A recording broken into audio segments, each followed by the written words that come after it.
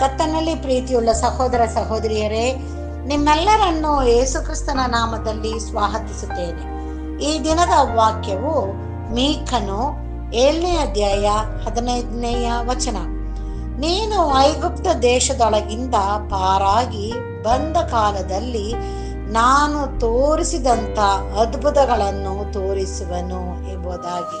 ಪ್ರಿಯರೇ, ಈ ದಿನದ ವಾಕ್ಯಕ್ಕಾಗಿ ಸ್ತೋತ್ರ ಮಾಡೋಣ.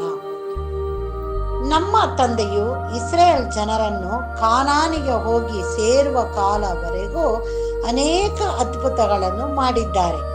ಅವರು ಅರಣ್ಯದಲ್ಲಿ ನಡೆಯುವಾಗಲೂ ಆತನೇ ಮೇಘಸ್ತಂಭವು ಅಗ್ನಿಸ್ತಂಭವೂ ಆಗಿ ನಡೆಸಿದ್ದಾನೆ. ಅದೇ ರೀತಿಯಲ್ಲಿ ಆತನ ಮಕ್ಕಳಾಗಿರುವ ನಾವು ಕೂಡ ಎಂಥ ಕಷ್ಟ, ಸಂಕಟ, ನೋವು, ಬೇನೆಗಳು ಮತ್ತು ಯಾವ ಪರಿಸ್ಥಿತಿಯಲ್ಲಿದ್ದರೂ ನಮ್ಮಲ್ಲಿ ಬಲಗುಂದಿದಾಗ, ಯಾವ ನಿರೀಕ್ಷೆಯೂ ಇಲ್ಲದೆ ಇರುವಾಗಲೂ ಕೂಡ ಆತನು ನಮ್ಮ ಜೀವನದಲ್ಲೂ ಅದ್ಭುತಗಳನ್ನು ಮಾಡಿ ಅನ್ಯ ಜನರು ಇವರು ದೇವರ ಮಕ್ಕಳು, ಆತನು ಇವರಿಗೆ ಅದ್ಭುತಗಳನ್ನು ಮಾಡಿದ್ದಾರೆ ಎಂದು ತಿಳಿದುಕೊಳ್ಳುವಂತೆ ಆತನು ನಮ್ಮ ಜೀವನದಲ್ಲಿ ಅದ್ಭುತಗಳನ್ನು ತೋರಿಸುವನು.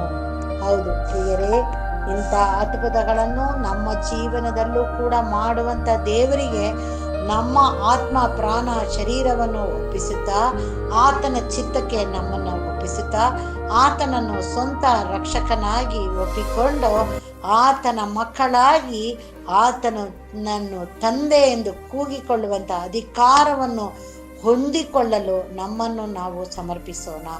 ಆಗ ಆತನು ನಮ್ಮ ಜೀವನದಲ್ಲಿ ಅದ್ಭುತಗಳನ್ನು ಮಾಡುತ್ತಾ ಎಲ್ಲರಿಗೂ ನಾವು ಆತನ ಮಕ್ಕಳು ಎಂದು ತಿಳಿದುಕೊಳ್ಳುವಂತೆ ಮಾಡುವನು. ಪ್ರಾರ್ಥಿಸೋಣ. ನಮ್ಮನ್ನು ಬಾಳವಾಗಿ ಪ್ರೀತಿಸುವಂತ ನಮ್ಮ ತಂದೆಯಾದ ದೇವರೇ, ಈ ದಿನಕ್ಕಾಗಿ ನಿನಗೆ ಸ್ತೋತ್ರ ಸ್ವಾಮಿ. ಕೊಟ್ಟಂತ ವಾಕ್ಯಕ್ಕಾಗಿ ನಿನಗೆ ಸ್ತೋತ್ರ ಸ್ವಾಮಿ. ಹೌದು ಕರ್ತನೇ, ನಾವು ನಿನ್ನ ವಾಕ್ಯವನ್ನು ಓದುವುದ ಮುಖಾಂತರವಾಗಿ, ಅದನ್ನ ಧ್ಯಾನ ಮಾಡುವುದ ಮುಖಾಂತರವಾಗಿ ನೀನು ನಮ್ಮ ಒಬ್ಬೊಬ್ಬರ ಜೀವನದಲ್ಲೂ ಮಾಡಿದಂಥ ಎಲ್ಲ ನಿನ್ನ ಮಹೋಪಕಾರಗಳಿಗೂ ಸ್ತೋತ್ರವನ್ನು ಸಲ್ಲಿಸುತ್ತಾ, ನೀನೇ ನಮ್ಮ ಮಾರ್ಗದಲ್ಲಿ ಕರ್ತನೇ ಜೊತೆಗಾರನಾಗಿ ಇದ್ದು, ಹಗಲಲ್ಲಿ ಮೇಘಸ್ತಂಭವು, ಇರುಳಲ್ಲಿ ಅಗ್ನಿಸ್ತಂಭವಾಗಿದ್ದು ನಡೆಸು ಎಂಬುದಾಗಿ ಬೇಡುತ್ತೇವೆ.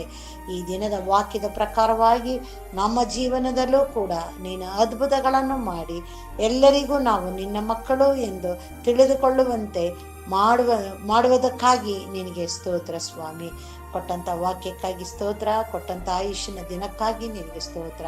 ಯಾವಾಗಲೂ ನಿನ್ನ ಮರೆಯೊಳಗೆ ನಾವು ಜೀವಿಸಲಿಕ್ಕಾಗುವಂತೆ ಸಹಾಯ ಮಾಡು.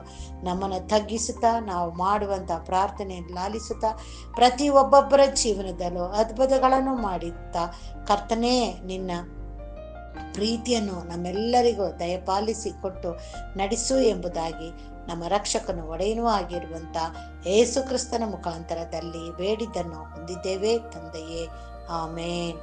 ದೇವರು ಈ ವಾಕ್ಯವನ್ನು ಮತ್ತು ನಮ್ಮೆಲ್ಲರನ್ನು ಆಶೀರ್ವದಿಸಲಿ. ಆಮೇನ್.